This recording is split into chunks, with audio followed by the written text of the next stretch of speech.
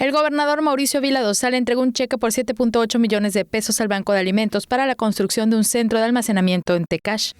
A mí lo que me gusta, ¿no?, de poder apoyar a instituciones como el Banco de Alimentos, pues además de que son gente honesta, confiable, muy comprometidas con el Estado de Yucatán, pues nosotros les damos un dinero que es para infraestructura y de aquí para adelante ya los beneficiarios reciben sus apoyos de manera directa y sin ningún costo para el gobierno del Estado. Además, el gobierno del Estado donará el terreno para el centro de almacenamiento.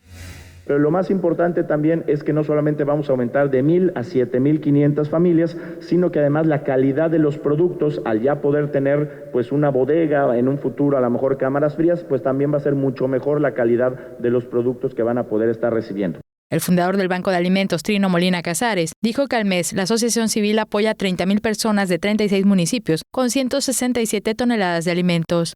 El gobernador también entregó 14 motos adaptadas para personas con discapacidad de Tecash, Maxcanú, Ticul, Tizimín, Jují, Silam González, Mérida y Humán.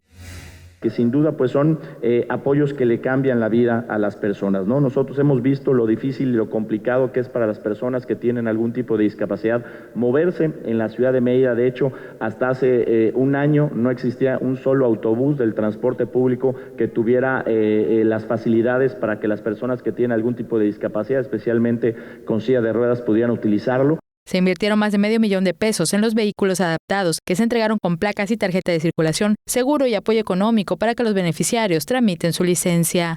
Con imágenes de Efraín Rodríguez, Maribel Vega, Tele Yucatán te informa.